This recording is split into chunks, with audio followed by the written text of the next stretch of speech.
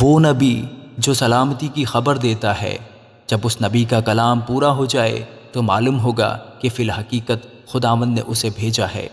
خداوند کے زندہ اور پاک کلام میں سے یرمیہ کی کتاب اس کا 28واں باب۔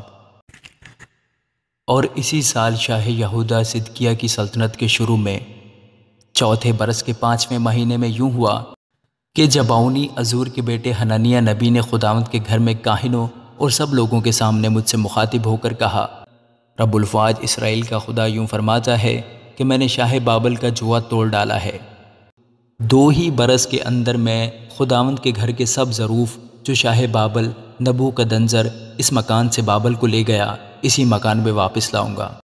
شاہ یہودہ یکونیہ بن یہویکیم کو اور یہودہ کے سب اسیروں کو جو بابل کو گئے تھے پھر اسی جگہ لاؤں گا۔ خداوند فرماتا ہے کیونکہ میں شاہ بابل کے جوئے کو توڑ ڈالوں گا۔ تب یرمیہ نبی نے کاہنوں اور سب لوگوں کے سامنے جو خداوند کے گھر میں کھڑے تھے حنانیہ نبی سے کہا، ہاں یرمیہ نبی نے کہا، آمین، خداوند ایسا ہی کرے۔ خداوند تیری باتوں کو جو تو نے نبوت سے کہیں پورا کرے کہ خداوند کے گھر کے ظروف کو اور سب اسیروں کو بابل سے اس مکان میں واپس لائے۔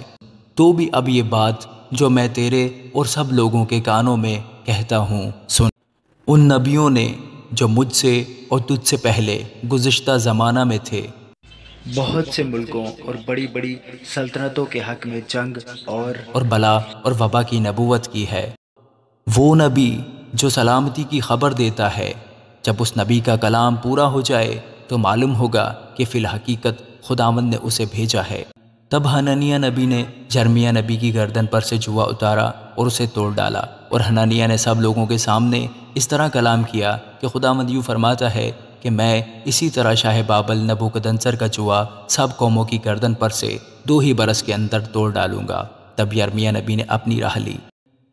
جب حنانیہ نبی یرمیہ نبی کی گردن پر سے جوا توڑ چکا تھا تو خداوند کا کلام یرمیہ پر نازل ہوا کہ جا اور حنانیہ سے کہے کہ خداوند یوں فرماتا ہے کہ تو نے لکڑی کے جوؤں کو تو توڑا، پر ان کے عوض میں لوہے کے جوئے بنا دیے، کیونکہ رب الفواج اسرائیل کا خدا یوں فرماتا ہے کہ میں نے ان سب قوموں کی گردن پر لوہے کا جوا ڈال دیا ہے تاکہ وہ شاہ بابل نبوکدنضر کی خدمت کریں، بس وہ اس کی خدمت گزاری کریں گی، اور میں نے میدان کے جانور بھی اسے دے دیے ہیں۔ تب یرمیہ نبی نے حنانیہ نبی سے کہا کہ اے حنانیہ، اب سن، خداوند نے تجھے نہیں بھیجا لیکن تو ان لوگوں کو جھوٹی امید دلاتا ہے، اس لیے خداوند یوں فرماتا ہے کہ دیکھ، میں تجھے روئے زمین پر سے خارج کروں گا، تو اسی سال مر جائے گا، کیونکہ تو نے خداوند کے خلاف فتنہ انگیز باتیں کہی ہیں۔